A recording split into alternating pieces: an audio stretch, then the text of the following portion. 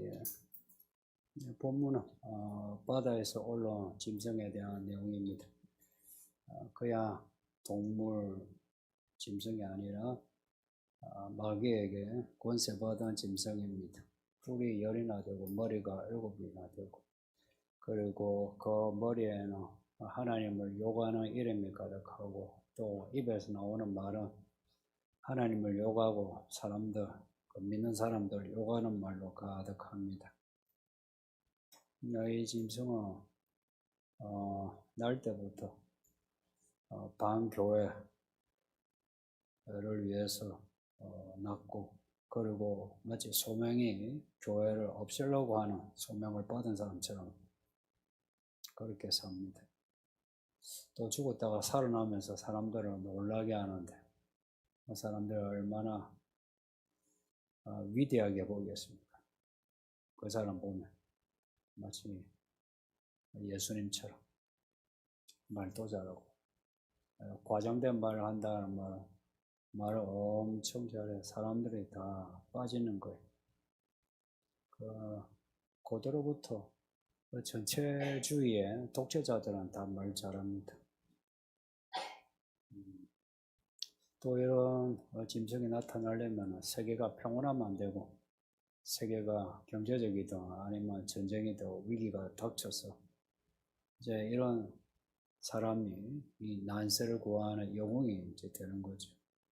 그러면 사람들이 다 우아하고 이 사람을 높이 세우게 됩니다. 그리고 희한하게 사람들이 이 사람을 따르는데, 보통 어떤 정치적인 입장에 있으면 반대편에서 막 들이대잖아요. 근데 이 사람이 등장할 즈음에는 대부분의 정치 지식인이 다 이 사람 편을 듭니다. 반대한 쪽이라면은 기독교인이나 기독교적인 지식을 가진 사람들이 반대하지. 이 사람이 말하면 다 혹합니다. 그래서 붉은 용이 이 짐승에게 권세를 줬다, 이게 이제 그런 표시예요. 마귀가 예수님에게 시험한 게 있죠. 감히 마귀가 하나님의 아들 시험했다니. 무슨 시험을 했나? 배고플 때 떡 만드는 거, 밥 먹는 거, 배고플 때 밥 먹게 하는 거, 그 다음에 온 세상을 보여주면서 나한테 절을 하면 이 세상을 내가 다 주마. 세상에 있는 것들에 대한 그런 욕구와 욕망을 건드렸어요. 마귀의 사람이라 해서 난 마귀 좋아, 난 마귀에게 절을 할 거야 해서 마귀의 사람들은 사람은 없죠. 마귀의 사람도 다 악을 싫어하고 나는 마귀 싫어해 하죠. 근데 알고 보면 마귀의 사람이라. 교회 안에서도 그렇고 교회 밖에서도 그렇습니다. 어떤 사람이 그러면 마귀의 사람이냐? 사실 이런 기준이 성경에는 명확하게 나와 있어요. 예수님이 베드로에게 하신 말씀이 있어요. 예수님이 십자가 못 박혀 죽는다 하니까 베드로가 선생이 죽는다 하니 죽으라 하겠습니까? 예수님 죽으시면 안 되죠. 사셔야죠. 그 어조가 그래요. 사셔야 됩니다. 이게 아니고 죽기 왜 죽어요? 사셔야죠. 약간의 책망투입니다. 그 말이. 그때 예수님이 하신 말씀이 마귀야 너희들로 물러가라. 내가 하나님의 일을 생각하지 않고 사람의 일을 생각한다. 그러셨어요. 마귀야 물러가라. 마귀가 어떤 마귀냐 하니까 하나님의 일을 생각하는 그게 아니라 사람의 일을 생각하는 그게 마귀라는 겁니다. 우리 보고도 하시는 말씀에 하나님의 일을 생각하지 않으면 마귀의 사람이다 라고 하시는 거예요. 근데 그 말씀이 좀 섬뜩하지 않습니까? 내가 사람인데 사람의 일을 생각하지 무슨 생각합니까? 우리가 하나님의 일을 생각한다. 생각해 본 적 있습니까? 사람 생각하죠. 가만히 놔주면. 하나님의 일을 생각한다. 좀 낯설지 않습니까? 예전에는 제가 되게 낯설었어요. 근데 성경을 알고 하나님을 아니 정말 이 말씀이 기가 막힌 우리 아이가 마귀가 무엇이고 마귀의 일이 무엇인지 명확하게 말씀하시는 거예요. 사람에 대해서 예수님이 하신 말씀이 있어요. 그 유대인들은 그 음식에 대해서 혹은 바깥의 물건에 대해서 부정하냐 정결하냐 이거 많이 따졌습니다. 예수님의 그런 그 유대인들 태도를 보고 사람이 더러워진 거, 밖에서 더러운 것이 사람을 더럽게 하는 것이 아니야. 사람이 더러워. 너희 마음 안에서부터 더러운 것이 나와. 그게 너희를 부정하게 하지. 그리고 그 뒤에 사도들이 쓴 글에도 사람이 약해요. 사람이 전적으로 악해요. 우리가 구원받았다 해도 여전히 악한 모습이 있거든요. 그래서 요한일서에는 매일 회개하라고 그러죠. 이 사람이 전적으로 악하다. 이게 성경의 원칙입니다. 믿음 있는 사람은 진짜 그 성경적인 믿음은 내가 악하다는 것을 아는 게 그 사람 진짜 믿음의 기본이에요. 내가 주를 위해 어떤 열정을 가지고 뭘 하겠다. 이거는 별로 안 중요해요. 가장 중요한 거는 내가 악하구나, 죄인이구나. 하나님 나 용서하소서, 구원하소서, 도와주소서. 이게 믿음의 기본이에요. 혹시 여러분 중에 혹시 이런 마음이 없이 그냥 내가 교회를 사랑하고 성도를 사랑하고 뭐 하나님의 나라를 사랑한다. 그거 거짓말입니다. 사실 우리 그런 거짓말에 속아 살았어요. 확실한 거짓말입니다. 그래서 그런 열정을 길갈에서 할례에서 굴러보내듯이 그런 열정을 굴러보냈어요. 그런 열정을 굴러보내지 않으면 내게 자꾸 속아요. 여러분이 뭐 교회를 위해서 혹은 하나님의 나라를 위해서 정말 뭘 하고 싶다면 내가 얼마나 악한가, 죄인인가를 알고 애통하면서 회개하시는 겁니다. 그 회개하시고 그 말씀 하나라도 내가 순종하는 거예요. 100가지 들었으면 하나라도, 1000가지 들었으면 하나라도, 10,000가지 들었으면 하나라도 그 하나 하세요. 그 하나를 하고 또 하나 하고 또 하나 하고 그래요. 구원은 단번에 해주세요. 정말 하나님은 정말 우리를 한 번에 구원하세요. 그런데 자라는 거는 한 번에 안 자라요. 시간, 많은 사건이 필요해요. 시간 속에 많은 사건이 필요해요. 왜 짐승의 시대에 사람들이 짐승을 경배하느냐? 또 뒤에 13장 뒤에 보면 여러분이 자주 들어 666이 나오느냐? 왜 그 666표를 다 받느냐? 사람의 일을 생각하면 자연스레 666표를 받아요. 사람의 일을 생각하면 그냥 짐승을 경배하게 돼요. 사람의 일이란 뭡니까? 먹고 마시는 거 아니에요. 그리고 돈, 내가 벌고 돈 쓰고 자녀 낳고. 그래서 노아 시대 때 이야기하는 내용이 뭡니까? 시집가고 장가가고.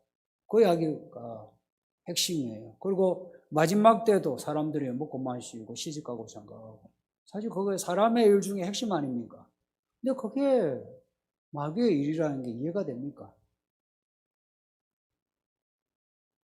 모든 일에 하나님의 일이 뿌리가 되고 그것이 반석이 되어 올라오는 사람의 일이 아니면 다 헛돼요. 이 반석이 말씀이 되고 뿌리가 되고 거기에서 내가 먹고 마시고 돈을 쓰고 벌고 하는 게 그럴 때에 그 일이 분복이 돼요. 분복. 내게 주신 복이 되는 거라. 근데 사람들이 이 반석과의 기초를 하나님을 안 두고 세상에다 자꾸 두고 내가 살아가는 이 사회, 한국 사회, 서울, 뭐 여기에 기초를 두는 거예요. 여기에 정치, 경제, 사회, 문화적인 뭐 부동산 문제가 터지는 것도 사람들의 그런 염려 때문에 터지는 거 아닙니까? 정부가 부동산을 가격을 올리고 싶어서 올렸겠습니까? 그런 정보 없어요. 근데 오른 이유가 사람들의 그런 염려 때문에 그런 욕구와 욕망이 부딪히면서 여기 악순환이 된 거예요. 법은 악하지 않은데 결과적으로 악해지는 거예요. 믿는 사람, 안 믿는 사람 다 같은 생각한 거라. 부동산에 대해서. 똑같은 생각을 한 거라.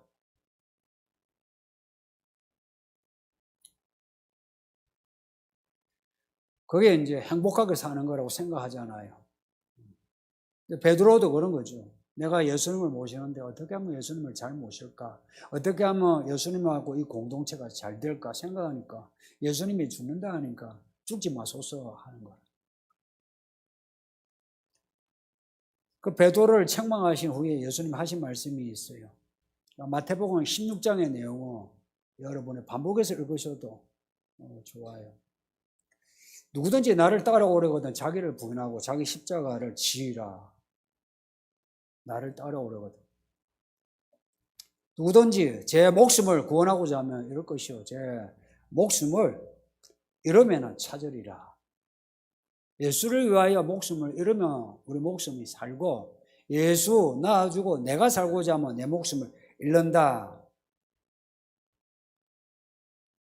사실 뭐 어디선가 들은 말씀 아닙니까? 이수진 장군이 그렇습니까? 뭐 야가 뭐 나라를 위해서 뭐 죽어야 한다 하는 그런. 근데 성경은 나라나 가족이나 이런 거 말씀하지 않고 주를 위하여라고 말씀합니다.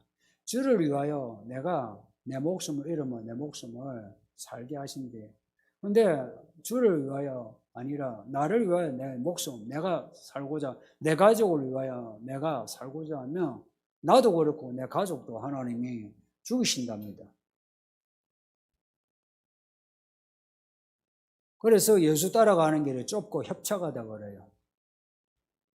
우리 본성은 가만 놔주면 팔이 안으로 굽는다고. 내게 유리한 쪽으로 계산하잖아요. 내게 유리한 계산이란 거는 가시적인 계산 아닙니까? 첫째는 돈이요, 뭐 자녀 잘 되는 거, 내가 하고 싶은 거 하는 거, 그런 거 아닙니까? 그것이 사람의 일 중에 대표 아니에요. 그것을 하고자 하면은 베드로가 들은 말씀처럼 마귀가 된다. 사실 이런 말씀을 이제 들으면 부담스러워요. 저도 부담스러워요. 여러분이 부담되는 것도 있지만 저는 부담이 또 더 커요. 목사잖아요. 사람들이 목사에 대해서 가지는 어떤 그 바람직한 모습이 있잖아요. 그걸 제가 또 성도들의 그런 어떤 기대에 채워주지 않으면 실망하죠. 여러분은 기대도 기대지만 심판하시는 하나님이 기대하시는 게 있죠. 넌 내 종인데 너 뭐하나? 이러시는 거 아니에요? 사람들이 부담스러워하면서도 그래도 어떻게 하면 내가 자기를 부인하고 자기 십자가를 지을 수 있나 또 알고 싶어 해요. 여러분도 그렇죠. 자기 부인하고 자기 십자가 지는 거 좋아하는 사람 있습니까? 별로 좋지는 않죠. 근데 별로 좋아하지는 않지만 그래도 이거 믿음이라면 자기를 어떻게 하면 부인하고 어떻게 하면 자기 십자가 지고 갈 수 있느냐 묻고 싶죠. 여기에 대해 성경은 일관되게 똑같은 말씀합니다. 여러분이 귀에 딱지가 않도록 아시는 말씀이에요. 이 말씀을 읽고 듣고 지켜 행하는 겁니다. 사실 이게 가장 쉬운데 또 가장 어려워요. 이 말씀을 읽고 듣고 지켜 행하는, 듣고 지키는 거. 듣고 지키는데 오늘 본문 말씀 하나 더 지키는데 인내가 필요해서 인내와 믿음. 그리고 필라델피아 교회에 대해서 하시는 말씀, 인내의 말씀. 이 말씀 자체가 인내하라는 말씀이에요. 말씀을 읽고 듣는 게 인내하지 않으면 못해요. 내가 인내해야 성경 한 구절이라도 읽고 내가 인내해야 기도 한마디라도 하게 되고 내가 인내해야 이 말씀 하나라도 내가 행동하게 되죠.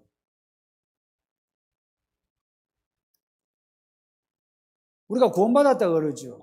이거 추상적으로 생각하면 구원, 내가 막 천국 가나 싶은데 구체적으로 말하면 구원받았다는 것은 우리가 그동안 살던 세상의 신발을 벗어버리고 살던 그동안의 옷을 벗어버리고 예수님이 주시는 새로운 옷을 입는다는 겁니다. 그 옷을 뭐라고 하냐? 그리스도의 옷이라고 불러요. 그리스도의 옷. 그리스도의 의의 옷이에요. 그 그리스도의 의의 옷을 어떻게 입느냐? 요한계시록 19장에 보면 예수님이 옷을 입어요. 그 옷이 무엇으로 되어 있느냐? 말씀으로 되어 있습니다. 백마 타고 이기시는 그리고 심판하시는 예수님이 입으신 옷이 말씀의 옷이에요.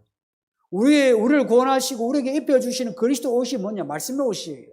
고로 우리가 옷을 입고 믿음으로 산다 할 때에 우리에게는 말씀이 우리에게서 나타나야 되는 거예요. 말씀이. 야, 저 사람 다르네. 뭔가 다른데 왜 다르지? 성경 말씀대로 사는구나.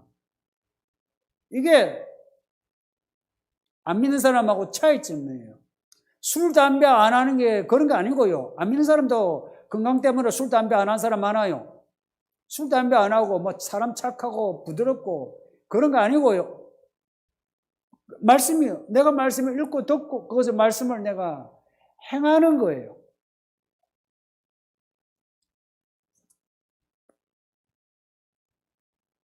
그 말씀으로 이제 행할 때 이제 그때부터 이 세상하고 우리가 충돌하게 돼요. 내가 말씀의 옷을 입고 행동하지 않으면 세상과 충돌할 이유 없어요. 여러분이 직장에서 충돌하는 거 그거 말씀의 옷을 입어서 충돌한 거예요. 여러분이 무능력해서 충돌하는 거예요. 너무 무능력한 것보다 처신을 좀 못했어 그런 거. 아니면 여러분의 상사나 밑에 사람이 못 돼서 그런가 하는 거죠. 왜 충돌해요? 예를 들어서 우리가 수요일, 금요일 예배한다, 아니면은 주일에 예배한다, 토요일에 예배한다 할 때, 직장에서 뭐라 해요. 우리 생각에는, 내가 박해를 받는구나 싶은데. 근데 내가 평소에 일을 잘 못해. 평소에 일을 잘 못하면서 자기의 종교 생활을 다 하고자 할 때에 그 상사가 어떻게 보겠습니까? 별로 안 좋아하죠. 믿는 사람이 말씀으로 산다 할 때는 방향도 말씀이지만 교회 밖의 세상에서 그리스도 예수의 이름을 부끄럽지 않게 하는 거예요. 그래서 성경에 나오는 사람들 보면은 원래부터가 아니고 하나님을 경배하면서부터 지혜가 있고 용기가 있고 그래요. 그때부터 달라진 거예요. 요셉만 봐도 그렇잖아요. 그전에는 얼마나 쌤님처럼 형들 고자질하고 그랬어요. 그런데 나중에 하나님을 찾아 길 떠나 고생할 때는 무슨 고자질합니까? 고자질이 하나도 없어요. 억울해도 참아요. 그러니까 하나님의 말씀에 따라서 움직이는 사람은 말씀의 옷을 입어요. 차츰차츰 속옷을 입고 겉옷을 입고 흉패를 그리고 관을 쓰고 관에다가 이름도 있고 여기에다가는 책임이 있어요. 흉패에 여기 보석을 달잖아요. 12지파를 책임지는 거라. 내가 책임지는 일들이 있어요. 책임질 사람들이 있는 거예요.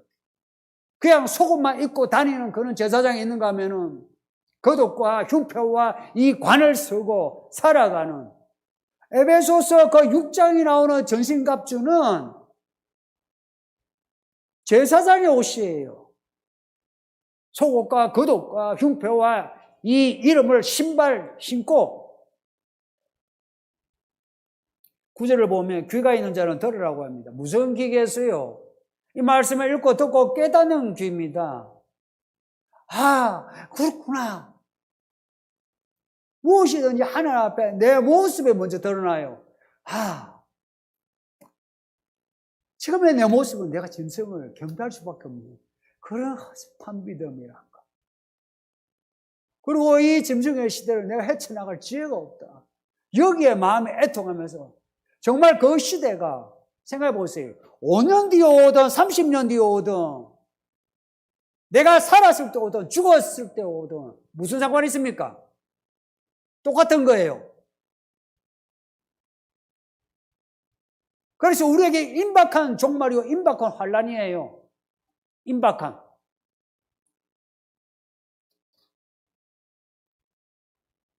귀 있는 사람은요, 들을 귀 있는 사람은 이 말씀을, 이런 말씀을 읽고 들을 때 무슨 생각하냐? 아, 나중에 그런 시대가 오면 나는 사로잡혀. 그건 아니면, 죽을 수도 있겠구나. 그냥, 이리 짐승의 시대에 버텨내려면 사로잡히거나 아니면 죽거나, 혹은 여자를 도피게 하는 하나님의 그 도피의 은혜처럼 어디론가 하나님이 기적적으로 어디론가 옮길 수도 있겠구나.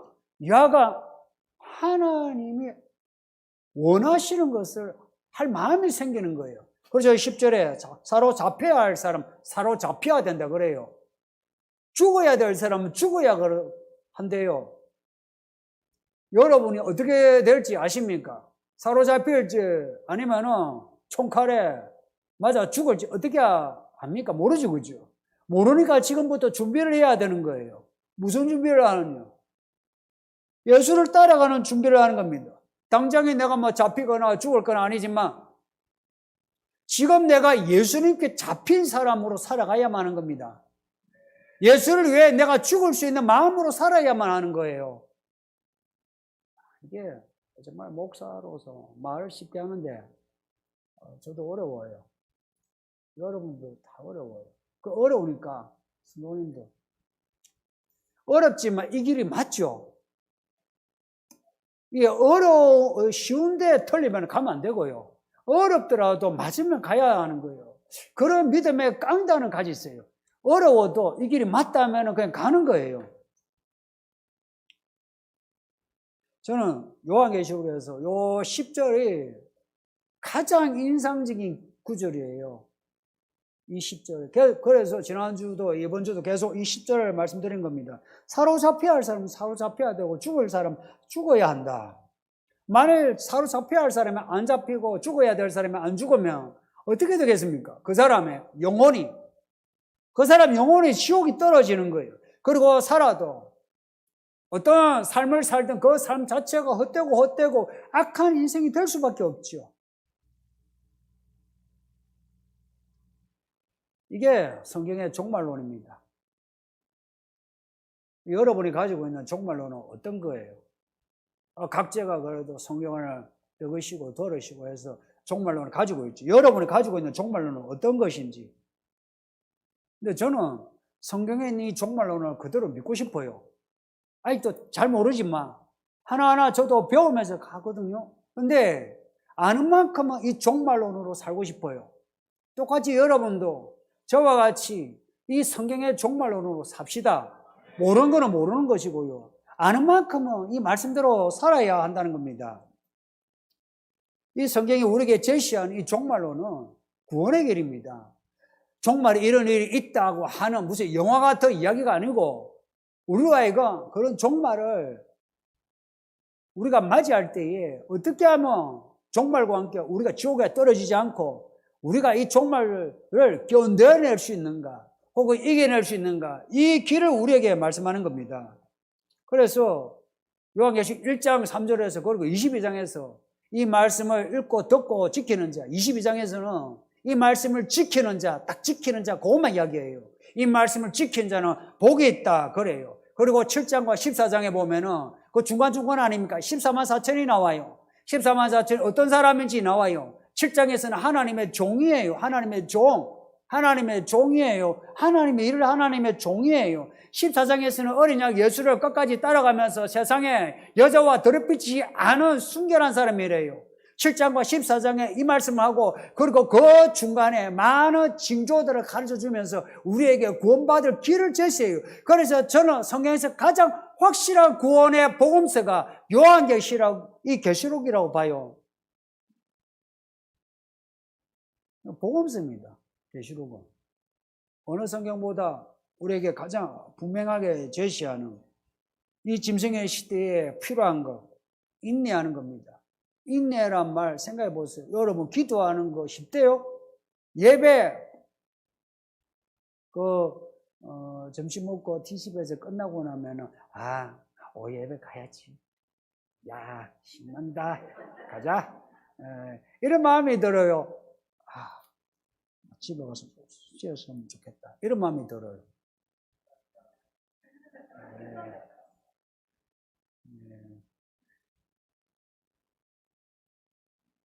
쉬고 싶죠. 여러분은 참 대단해요. 생각해보면 저는 이 전문직이에요. 목사. 사례도 받고. 여러분은 이 시간까지 있는다는 거 생각하면 참 대단하고, 또 제가 설교하잖아요. 한 번씩은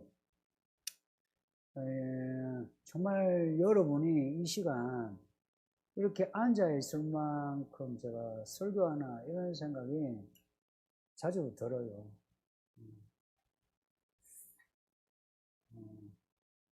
항상 하고 나면 늘 마음이 무거워요. 제대로 설교 못한 것 같다. 그런 거 있잖아요. 하고 난 뒤에, 이 말을 했어. 내가 참 무식하고 기도를 안 했어. 항상 이게 뒤통수에 묻으면 편두통처럼 이게 있어요. 그래서 여러분에게 중점적으로 이제 핵심으로 드리고픈 거는, 설교가 죽쓰는 설교에도 인내해 주세요.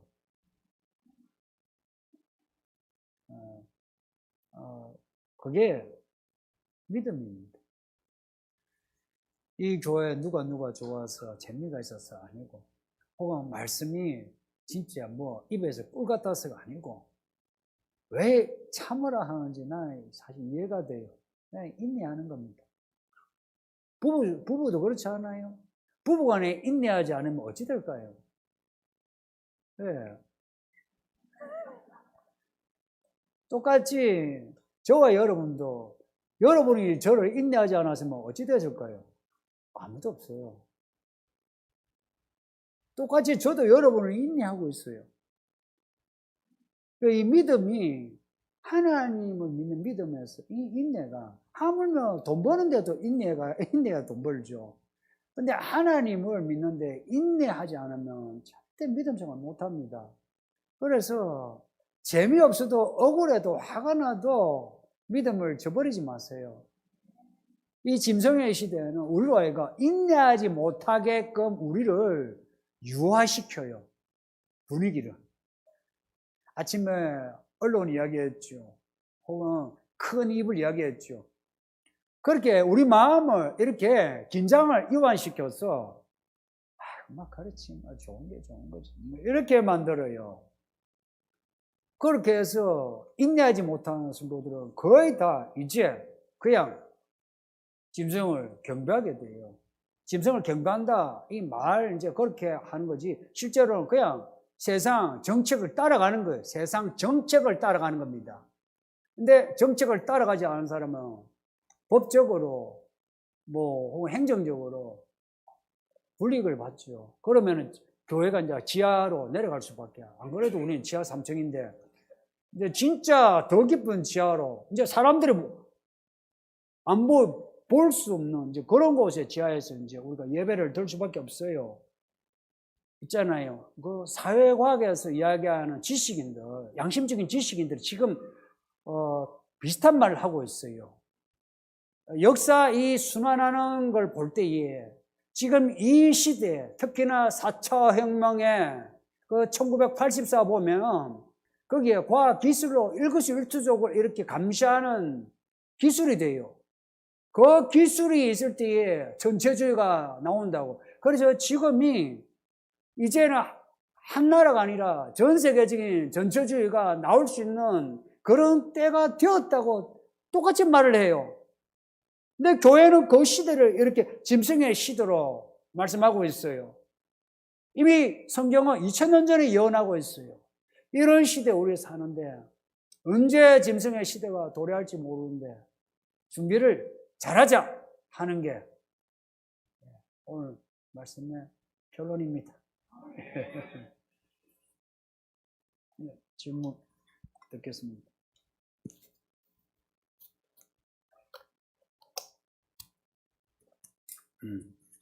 그래.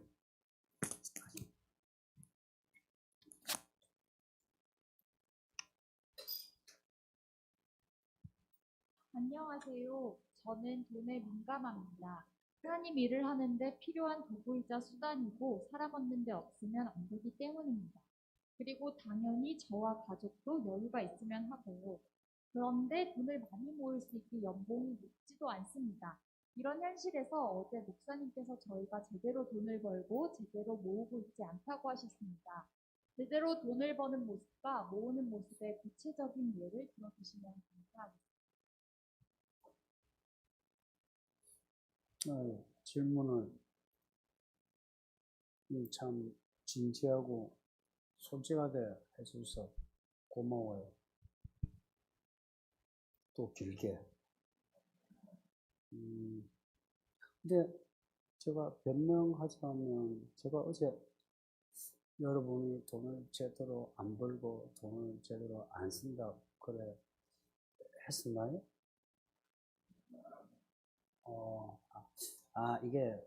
이런 경우 그런 어조로 이야기했다는 거겠죠. 제가 단정하진 않았는데 듣기에 따라서 우리가 돈을 제대로 안 벌고 돈을 제대로 안 쓰는구나 이런 식으로 이제 들리게끔 이야기한 부분이 있는가 봐요. 근데 여러분이 저의 치명적인 결점은 잘 잊어버려요. 그거 저게 치명적인 결점이라 내가 이야기했어요. 그래서 제가 어제 이야기하고도 잘 몰라요. 근데 이런 경우 있어요. 제가 글을 써놓고 그래서 이제 예를 들어서 인터넷에 제가 검색을 하는데 제 글이 나왔어요. 근데 내 생각하고 참 비슷하네. 그랬어요. 근데 참 이분이 누구신가 딱 보니까 이상호. 근데 제가 몰라요. 그러니까 이분 섭섭해하지 마세요. 돈 이야기하려면 첫째 성경에서 돈 개념에 대해서 이야기해야 돼요. 성경에서 돈에 대한 태도. 두 번째 여기 뭐 사람 얻는데 뭐 돈을 쓰고 하는데 그러면 돈의 기능, 역할에 대해서 성경에서 돈의 역할에 대해서 이야기해야 돼요. 이제 세 번째가 지금 제대로라고 하는데 이 제대로란 말 제가 강구자 하는 말인데 제대로 돈을 번다, 제대로 모은다 이 의미가 뭔가 하는 거예요. 요 세 가지 정도는 이야기할 수 있어야 돼요. 이제 이야기가 좀 긴데 성경에서의 돈의 개념은 누가복음에 예수님이 하신 말씀처럼 뭐 복음서에 나오는데 돈이냐 하나님이냐 이렇게 따져요. 하나님과 돈을 동시에 섬길 수 없다 해요. 누가복음 16장에. 그 이야기는 되게 의미심장한데 예수님이 바라보는 돈은 하나님하고 맞짱을 뜨는 돈으로 본 거예요. 근데 돈이 본인이 돈이 살아 움직이는 거 아니죠. 사람들이 만들어 놓은 우상이 돈이다 하는 그게 성경에서 돈의 개념이에요. 근데 이게 돈의 개념이고 성경에서의 돈의 역할은 성경에 처음에 돈이 나오는 거는 아브라함 이야기 때예요. 아브라함 때에 아브라함이 할례를 해요.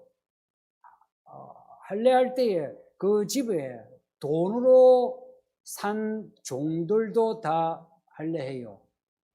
그때 이제 돈으로 사람을 산 그리고 나중에 사라가 죽었을 때 사라의 무덤을 돈으로 사는 그 전에 이제 막벨라 그 굴을 사는 이런 이야기 물건을 사고 파는 사람을 사고 파는 그런 나와요.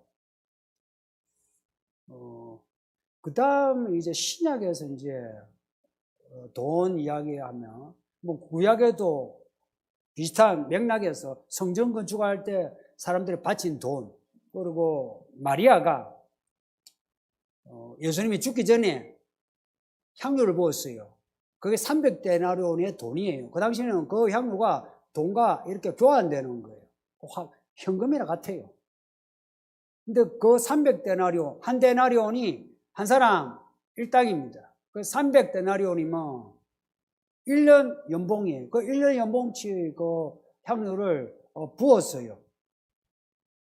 그 부은 걸 예수님이 이것을 기념한다 그랬어요.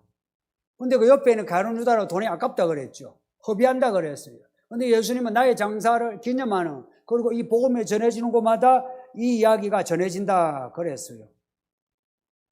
그러니까 이 돈이 물건을 사고 팔고 하는 동시에 하나님의 이야기를 만들 수 있는 돈이에요. 그리고 사도행전 이후로 고린도전서 후서에 보면, 고린도 후서예요.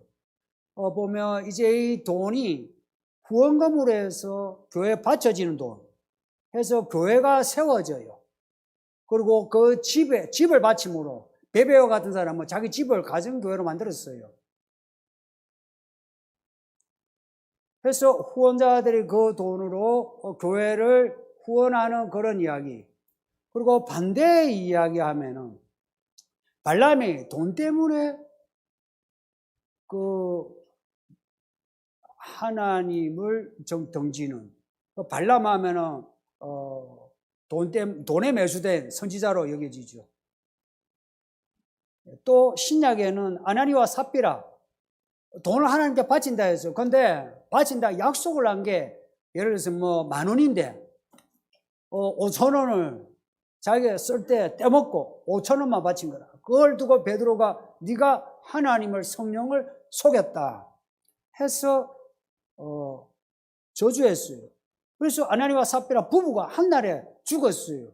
이거 가만히 생각하면 무시무시한 일이에요. 이거 구약이 아니라 신약이 일어난 일이에요.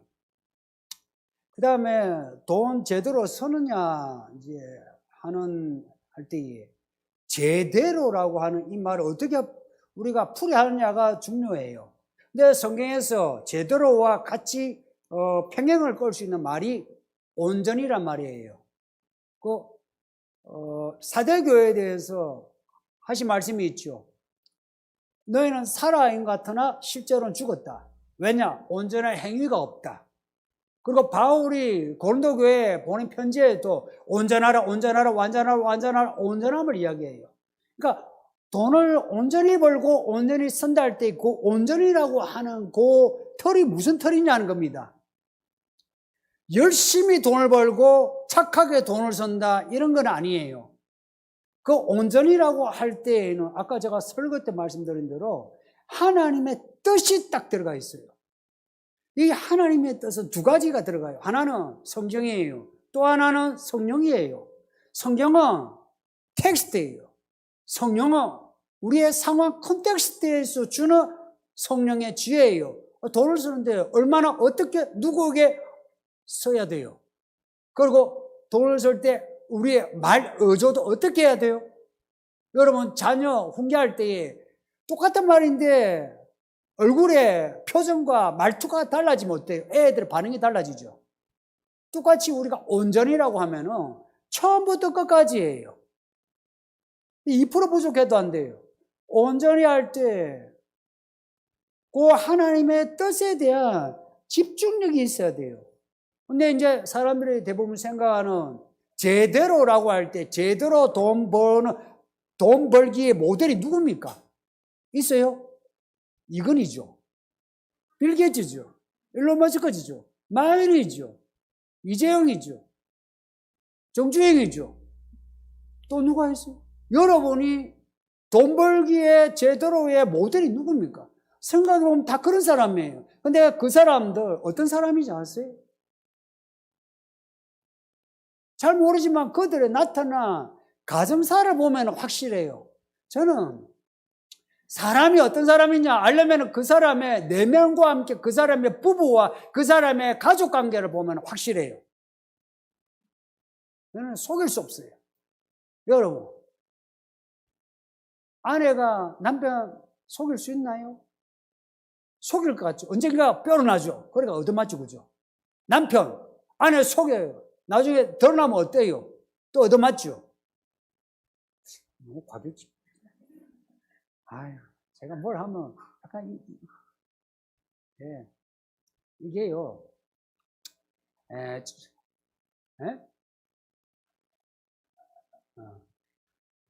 약간 이 사람이 몸 빼고 못 살게 이래 살면 그래요. 예. 그리고 실제로 처맞고 자라면 그래요. 그러면은 말도 처맞는 이런 말이 나와요. 왜냐? 처맞았으니까. 그러니까 여러분, 이 목사도 한계 있으니까 제 말투, 야, 용서해 주세요.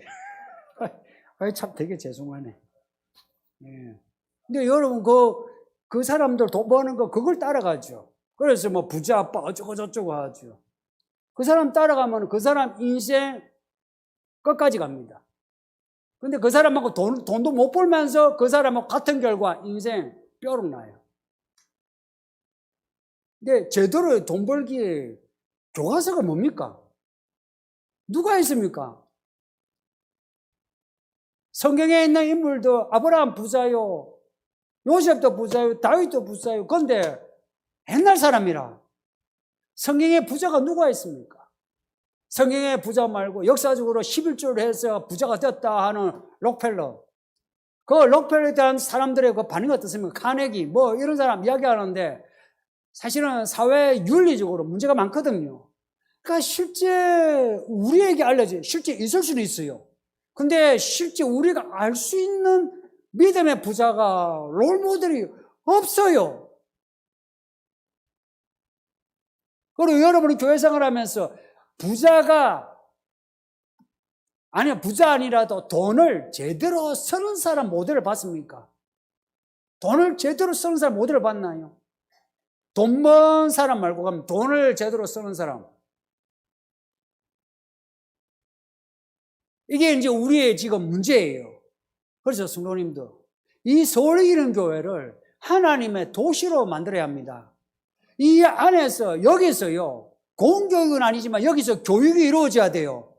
그리고 여기서 가정의 모델이 나와야 되고요. 그리고 여기서 직장인의 모델이 나와야 되고요. 그리고 여기서 제대로 돈 버는 모델이 나와야 돼요. 그리고 여기서 돈을 제대로 쓰는 사람의 모델이 나와야 돼요. 별로 공감을 안 하시네.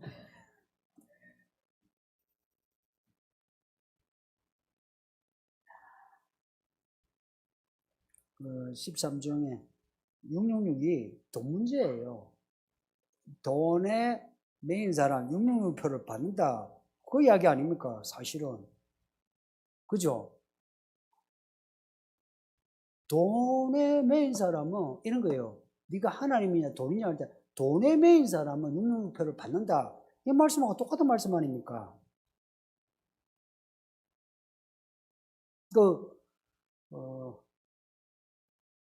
이분이 돈에 민감한 거는 그거는 정직한 거예요. 근데 하나님이 일을 하는데 필요한 도구이자 수단이고 사람 얻는데 없으면 안 되기 때문입니다. 이런 좋은 마음을 가졌다는 거 제가 격려하고 싶어요. 이런 마음을 가졌는데 근데 저도 여유가 있는 생활을 하고 싶다 이야기죠. 근데 지금 이 질문 한 분만 아니라 여러분 돈 벌어서 뭘 하겠다 말고 지금 버는 돈에 대해서 어떻게 쓰고 있습니까? 버는 돈 놔주고요.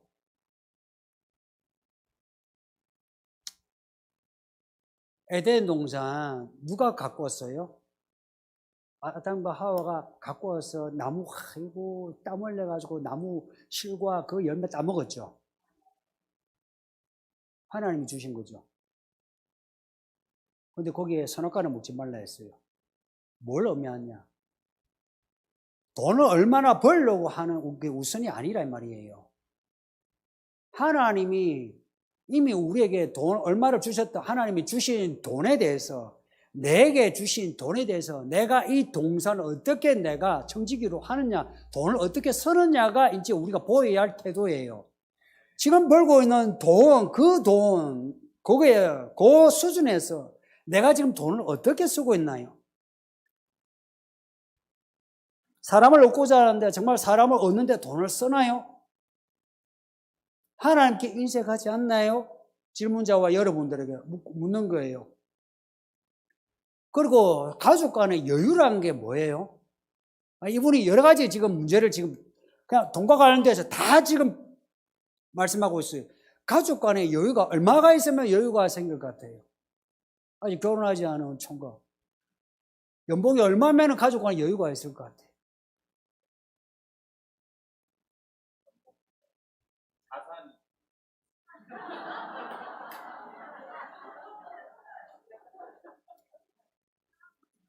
그러면 설교 길어져. 자산 이야기하면 길어져.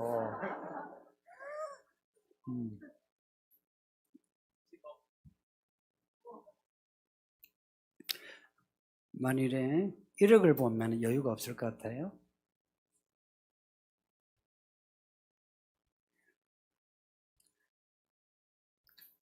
스모님들, 저도 돈을 써야 사는 사람이에요. 목사도, 그리고 목사 가족도 한번 보세요. 목사 가족도 돈이 있어야 먹고 살아요. 여러분은 목사 가족은 까마귀가 뭐 갖다 주겠죠. 그렇게 생각하죠. 아니에요. 얼마가 있으면 여유가 있을 것 같아요. 우리 아이들이 하는 말이 있어요. 제가 예전에 사역을 쉬고 백수로 있을 때 퇴직금 600만 원 받아가지고 1년 6개월을 살았어요. 이 강남에서. 그때가 우리 아이들이 가장 여유가 있었어요. 저도 가장 여유가 있었어요. 첫째는 마음의 여유요, 시간의 여유요, 오락의 여유였어요. 근데 시간과 오락, 여러분 돈으로 환산하죠. 근데 여유란 거는 돈으로 환산할 수가 없는 거예요. 근데 여유를 돈으로 환산하려고 해요. 돈 많은 부자들 삶이 여유로울까요? 가난하니까 잘 모르죠. 부자들은 힘들어요. 정말 힘들어요. 여기 말하는 여유에 대해서 내가 이 질문자 한번 생각해 보세요. 연봉이 얼마나 여유가 있을 것 같아요? 저도 살았어요. 저 자신도 살아보니까, 돈이 많으면 쓰는 것이 많아져서 누린 건 있는데, 여유와는 달라요. 여유는 저기 유럽에서 말하는 주의상선인데요. 즐기는 게 조이. 이 조이할 수 있는 거는 영혼과 관련돼요. 성도님들. 돈보다 영혼의 문제예요. 이 삶에 대해서 내가 이 삶의 현실을 어떻게 받아들이냐. 여기에 태도에 대해서 내가 여유가 있어요. 그럴 때 여러분 중에 까놓고 말해서 제가 은퇴하면 제게 월급 줄 사람이 있습니까? 자기 사비 들어서 한번 손 들어보세요. 나 기억했다가 반드시 내가 그래 지켜라. 내가 돈 이야기 안 하면 안 하지 하면은 욕심이 크대. 지켜요. 내가 받으러 간대. 저는 정말 받아내요. 왜냐? 모두 앞에서 약속했거든. 고마워. 절차 끝났어 이제.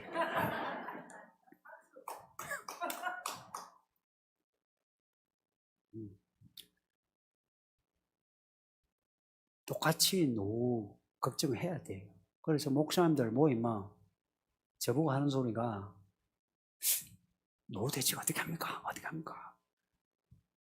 은퇴 이후에 대한 이야기를 제일 먼저 해요. 가는 곳마다. 여러분, 제가 어떻게 노후 대책을 세웠으면 좋겠습니까? 여러분은 그럼 어떻게 대책을 세웠으면 좋겠습니까? 어떻게 하면 인생에 여유가 있겠습니까? 여러분에게 묻고 싶어요. 근데 제가 생각한 여유는 그냥 지금 여유가 있으면 돼요. 그냥 지금 여유를 가지시면 되지. 솔직히 연봉이 얼마나 여유가 있겠어요?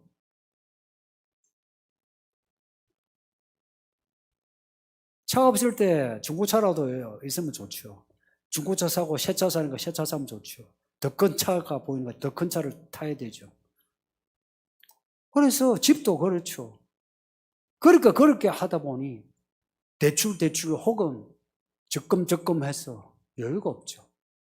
그래서 지금 누릴 수 있는 여유를 다 잃어버리잖아요. 지금 애들하고 놀면서 시간 내서 놀고 애들하고 걸어서 아니면 버스 타고 경복궁이나 한강이나 이 교회로 놀러 갈 수도 있는데 차가 없어서 못 가는 거예요. 자동차가 없어서. 차를 사기 위해서 또 아빠가 그 휴일에 일하러 가요. 이렇게 살았어요. 이게 정상적입니까? 내가 이 시대의 정상성에 대해서 내가 정말 뭔가가 지금 홀린 것 같지 않습니까?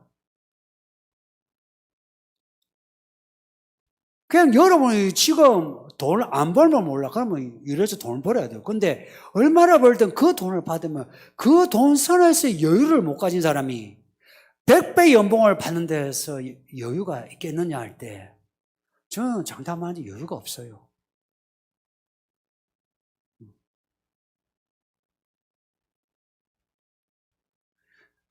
너 10억 안 벌면은 나한테 돈 안 주겠단 말 아니야. 그런 거예요. 근데 언약이란 건 뭔지 아세요?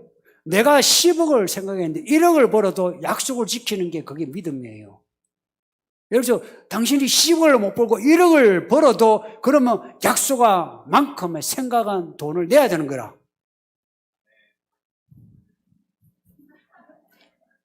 상당히 만족스럽습니다.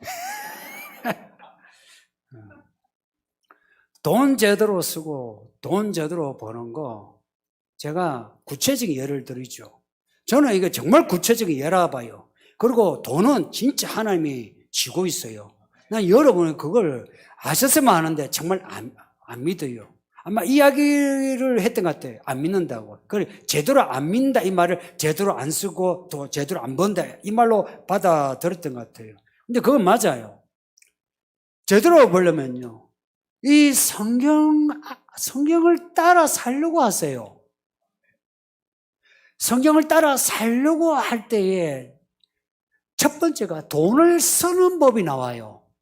왜냐? 성경에 돈 어떻게 벌어라 하는 구체적인 과정이 나온 구절이 있나 없나요? 없어요. 욥이 2배로 부자가 됐대요. 어떻게? 그냥 부자 됐어요. 요셉이 부자가 되었어요. 이삭이 어떻게 부자 되었어요? 그냥 부자 됐어요. 아세요? 다윗이 부자 됐어요. 어떻게 됐어요? 그냥 됐어요. 돈 버는 과정이 나온 구절이 있대요, 없대요? 하나도 없어요. 그런데 그들이 돈 쓰고 어떻게 했다는 것만 나와요. 말씀을 먼저 받아들이면 내가 어떻게 돈을 쓰는가부터 나와요. 돈을 어떻게 쓰느냐, 여기에서 내 그릇이 이제 결정이 나요. 여러분의 믿음의 그릇은 여러분의 돈 쓰기에 달려있는 거 아십니까? 어떻게 돈을 쓰느냐가 그 사람 아닙니까? 그리고 믿음도요. 얼마 벌어서 내가 사람을 얻고자 하지 말고 지금 돈 없어도 사람을 얻으세요. 자식을 얻고 남편을 얻고 아내를 얻고 친구를 얻으세요. 돈 쓰기입니다. 그 쓰기에서 그릇이 딱 내가 커져보세요. 그릇이 하나님 손에 도자기. 그 하나님 손에 내 그릇이 커져보세요. 돈 버는 과정에 설명이 없이 내 돈이 커져요. 이 모델을 여러분이 한번 되어주세요. 이 직장에, 아이고, 내 학벌에. 가끔 성공한 사람들 이야기 들으면 그런 거 상관없지 않대요. 하나님이 여기 있는 거 이렇게 옮겨놓으면 되잖아요. 아이고, 내게 그런 일이. 아이고, 구원이 그런 거 아닙니까? 우리가 안 믿다가 믿게도 여기 온 거 아닙니까?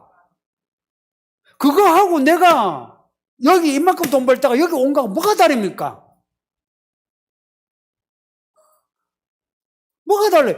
돈 10억의 연봉에서 여유를 가지는 거나 1억에서 연봉을 1억 연봉에서 여유를 가지는 거나 뭐가 달라요? 그 상황에서 여유를 가질 수 있는 거예요. 이런 말을 여러분이 추상적으로 받아들인다면 정말 내가 섭섭해. 왜냐? 저 자신이 증거예요. 그래서 이 말씀을 통해서 이 설교를 통해서 여러분의 그릇을 만드세요. 돈을 쓸 줄 아세요. 쓸 줄을 알면은 돈 버는 거 하나님이 가르쳐 줘요. 그 다음 질문 보겠습니다. 질문 아주 좋아요. 그 위에부터. 세상이 새롭게 재편되고 있는 것 같습니다. 뉴노멀이라는 말도 나오고요. 이런 시대에 우리는 어떻게 살아야 하는지 아침에 설교하신 대로 정상적인 생활은 어떤 생활인가요?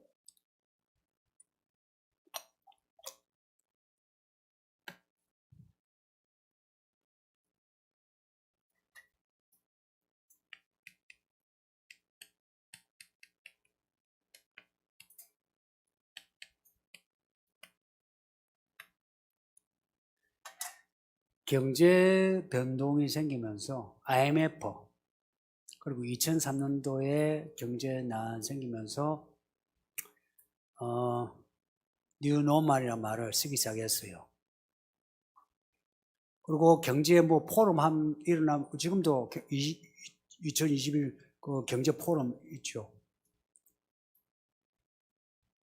세계가 재편되면서 새로운 삶의 형태 살아가자 하는 게 뉴노멀이에요. 그리고 코로나가 딱 터지니까 뉴노멀 나와요. 거기다가 하나 더 이게 재편된다는 말이 뉴노멀하고 한 개 딱 지금 하는 말이 리셋이에요. 거기다가 여기에 앞에 하나 더 하면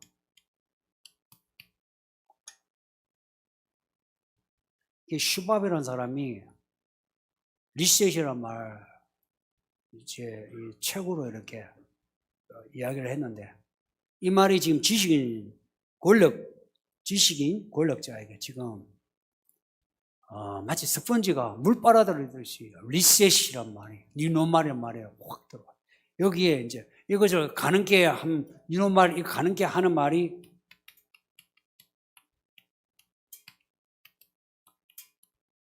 (4차) 산업혁명이라고 1차, 2차, 3차 그러죠. 3차 산업 하죠. 이 4차 산업 하면은 그리고 우리가 말하면 AI나 사물, 인터넷이나 이런 있잖아요. 우리가 지금 핸드폰 가지고 있는 거, 사물 인터넷 같은 거 이런 걸로 해서 새로운 세계를 만들고자 하는 거예요. 그래서 여러분 가지고 있는 그 그 핸드폰만 보면은 온 세계 사람이 어디에 있는가 알 수 있고요. 무슨 말을 하는가 알 수 있고요. 어느 곳에 있는지 알 수 있고요. 다 알 수 있어요. 그래서 1984 그 책에 나오는 그 기술이 지금에 가능해져서 4차 산업혁명이 되면서 이제는 새로운 리셋이라는 말과 뉴노멀이 딱 겹쳐지면서 이게 뭐냐니까 온 세계가 이제 하나예요. 코로나 이후로 이 세계가 정치, 경제, 사회, 문화적으로 얼마나 하나로 지금 연결되는지 아십니까? 우리가 생각하는 거 상상 못할 만큼 지금 그 상층부에서는 하나가 되어가고 있어요. 여기 하나 더 과학, 그렇죠. 정치, 경제, 사회, 문화, 과학. 해서 이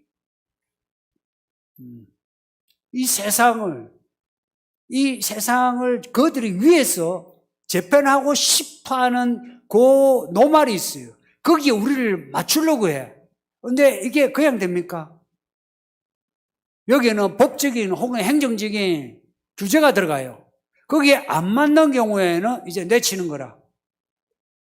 예, 차별. 아니면 박탈.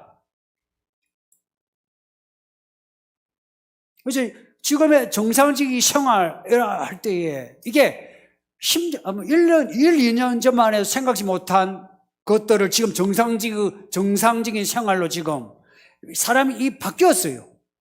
노말의 기준이 바뀌었어요. 만일에 코로나 말고 또 다른 게 퍼진다면 노말이 또 바뀌어요. 근데 바뀌는데 점차 여기에 4차 산업혁명 그리고 전 세계 네트워크 되면서 전체주의화가 확실하게 해줘요. 전체주의. 옛날에 스탈린 때 전체주의와는 달라요. 이제는 과학기술로 사람들을 통제해 나가요. 그때는 총칼이고 지금은 과학기술로. 그 과학기술의 딱 핵심이 되는 게 돈이에요, 돈. 경제예요, 경제. 그래서 아마 화폐 경제를 없애고 우리 가지고 있는 이 정보통신으로 화폐화해서 모든 사람을 여러분 현금이 있으면 여러분의 신상을 숨길 수 있죠. 그런데 여러분이 카드로 끌면 어때요? 다 드러나잖아요. 화폐를 없애야만 이게 가능한 거라. 그래서 화폐 경제 조만간에 없어지게 돼요. 이미 리셋에 대한 내용이 그대로 들어있어요. 화폐 경제 없어져요. 없어지면서 이제 네 나라 내 나라 알 거 없이 온 세계가 하나의 시민으로 로마 제국처럼 그냥 세계 시민이 되는 거예요. 이게 확실한 짐승의 시대가 맞아요. 그리고 이런 말을 하는 분들, 리시에 노말, 4차 산업혁명 이런 말을 하는 사람들의 정상적인 생활이란 거는 요 세상 흐름에 맞추는 거예요. 순응하는 거예요, 순응. 이 서울 강남 사람들 수능 잘하잖아요. 하면은 그냥 에이구 시끄러운 거 싫어하잖아요. 사람들을 수능시키는 연습이에요, 지금. 지금 코로나는 사람 수능시키는 연습입니다. 위에서. 수능대 가고 있잖아요. 근데 성경은 리셋이란 말 안 써요. 뉴노멀이란 말 안 써요. 성경은 뭐라 하는지 아세요? 성경은 그냥 성경으로 돌아가자. 성경으로 돌아가는 걸 뭐라고 합니까? 회복이라 해요. 회복, 돌아간다. 회복이에요. 성경으로 돌아가는 게 우리의 정상이에요. 이 말을 너무 있잖아요. 좁게 해석하지 마세요. 뻔히 아는. 여러분 잘 몰라요. 성경으로 돌아가는 게 얼마나 우리에게 자유롭고 편한지를 잘 몰라요. 오히려 자유롭고 편해요. 저는 진짜 그래요. 여러분, 그냥 하나님께 돌아가면은 그냥 편해요. 돈 문제고, 무슨 건강 문제고, 노후 문제고, 그냥 편해요. 하나님께로 돌아가는 게 지금은 회복의 문제지, 뉴노멀이 아니란 거예요. 넘어갑시다.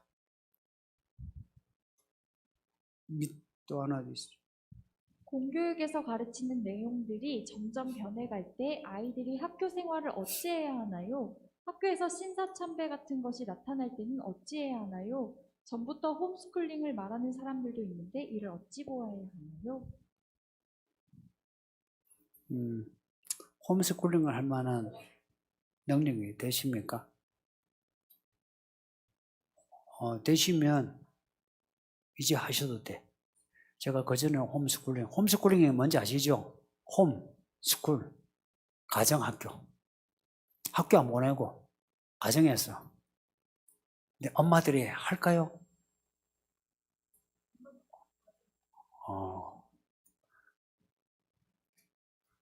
엄마들이 바빴어. 그래서 아이들을 학교 보내죠. 할 능력이 안 되면 홈스쿨링을 하지 마세요. 섣불리 해가지고 감당 못해요. 우리나라에서 홈스쿨링을 해서 성공한 케이스는 제가 별로 들어본 적 없어요. 약간 사고가 특이한 사람, 혹은 정신적으로 약간 문제가 있는 사람들이 홈스쿨링 쪽에 많이 기웃거려요. 그런 거 있잖아요. 나는 기독교 교육식으로 하고 싶다 하는 어떤 딱 어느 편도된 그런 사고 가진. 뭐 하시려면 이제 하셔도 공교육을 이제 못 믿겠다면. 근데 공교육에서 신사참배같이 하는 거 사실은 자잘하게 지금 많이 일어나고 있어요. 성교육 문제도 그래요. 또 나라 정책에 대해서 아이들에게 자연스레 교육을 시켜요. 역사교육.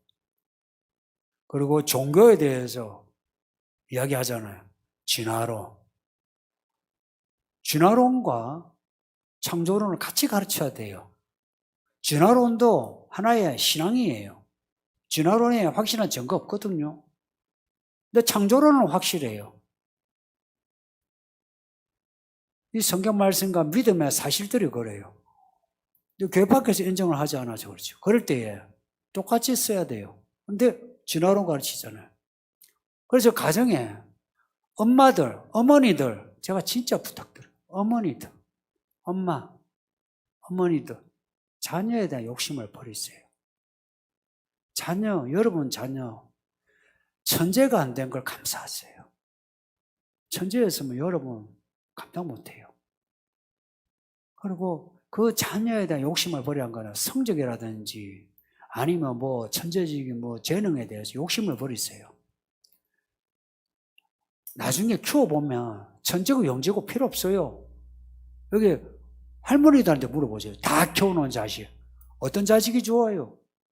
효도하고 믿음 좋은 자식이 제일 좋아요. 그렇죠? 그런 자녀 지금 만들 수 있는 기회예요. 근데 지금 이 자녀들을 세상에다 맡겨놓은 거라. 이 자녀들이 학교에서 배웠으면 거기에 누룩이 많죠. 그러면 가정에서 그것을 걸러줘야 돼요. 가정이 이 밖에서 배운 그것을 걸러주는 걸음종이 역할을 엄마 아빠가 해줘야 돼요. 그래서 아이들하고 대화를 많이 하세요. 대화. 그 대화하는 가장 좋은 길이 가정 예배예요. 가정 예배하면서 이야기를 이제 하게 되죠. 그래서 그거 걸러주면서 그리고 이 말씀의 내용을 심어줘야 돼요. 이 말씀의 내용을. 그래서 아이들이 교회 안에서만 아니라 가정 안에서도 이 하나님의 학교를 다녀야 돼요. 하나님의 학교입니다. 이 앞에 있는 이 아이들, 요 아이들 지금 실은 얘들 이렇게 되기까지 몇 년 걸려요. 근데 이 아이들도 언제 한 방에 훅 갈 줄 몰라요. 그래서 이 아이들을 키우는, 그리고 아이들을 낳을 우리 분들, 자녀 있죠. 그 자녀 그냥 믿음으로 자라는 것으로만 만족하면 됩니다. 우리 어머니들, 엄마들이 문제예요. 솔직히 말해서. 엄마들이 자녀에 대해서 막 돈이 없으면 그냥 내다 키워요. 막 키워주고, 그죠? 돈 없으면. 그러다 내다 키우면 하나님 알아서 키워줘요. 그러니까 돈 있으면 어떻게 해요? 마치 자기가 엄마의 돈, 그 줄을 매달아가지고 이 돈, 저 돈, 요 돈 해가지고 애들을 그렇게 키우잖아요. 그래서 애가 세상 아이로 크잖아. 키워보세요. 애 영어 잘하고 수학 잘하고 별 필요 없습니다. 그거 별 필요 없습니다. 얼굴 이쁘고 잘나고도 별로 필요 없습니다. 믿음, 그리고 세상을 분별할 수 있는 이런 분별력, 그리고 하나님을 내 아버지로 알고 있는 그런 친밀감, 이게 필요하지.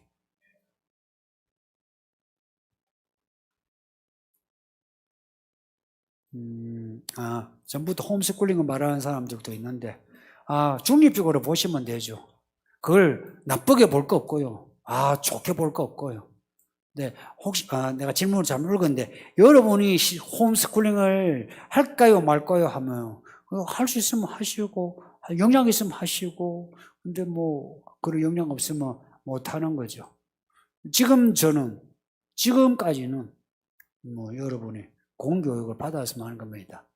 또, 어떤 사립학교 있죠.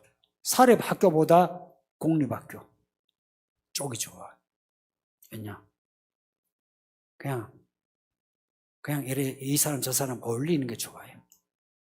그리고 어떤 돈이 있으면 돈 있는 애들 간에 그 무리에 속하면 이게 패거리가 돼요. 나중에도. 근데 공립학교 보는 게 좋은데, 지금 같은 요 추세면, 아이고, 애들 큰일 나겠다 싶으면 홈스쿨링을 하게 하시든지. 나중에 신사참배 같은 게 나타나면 아이들 교육을 시키면 돼요. 하지 말라 그러세요.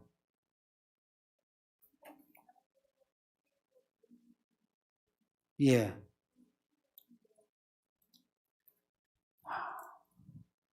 국기를 신으로 여기는 거 아니죠, 그죠?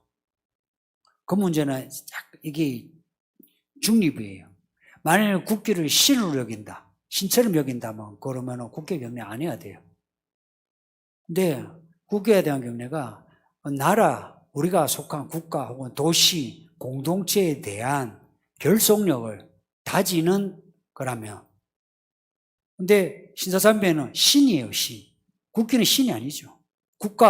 국가주의에서 국가를 신처럼 여기면 그거는 우상숭배가 돼요. 그래서 국교에 대한 경례 같은 거, 만약 그거 신처럼 여기는 분위기 같으면 안 하는 게 좋아요. 그래서 저는 사실 예전부터 국교에 대한 경례할 때 이거 안 합니다. 저는 한 적이 별로 없어요. 왜냐? 이런 의식이 마음에 안 들고, 생각해보니까 내가 애국 시민인데, 저는 이 서울 혹은 대한민국 국민으로서 나라를 위해서 뭘 해야 되겠다 생각을 하고 있어요. 근데 그걸 내가 국회 앞에서 하는 의식 별로 안 좋아해요. 그리고 이거 안 해요. 그러면은 여러분이 상관에 대한 이건 어때요? 신으로 하는 거 아니죠. 예의죠, 예의.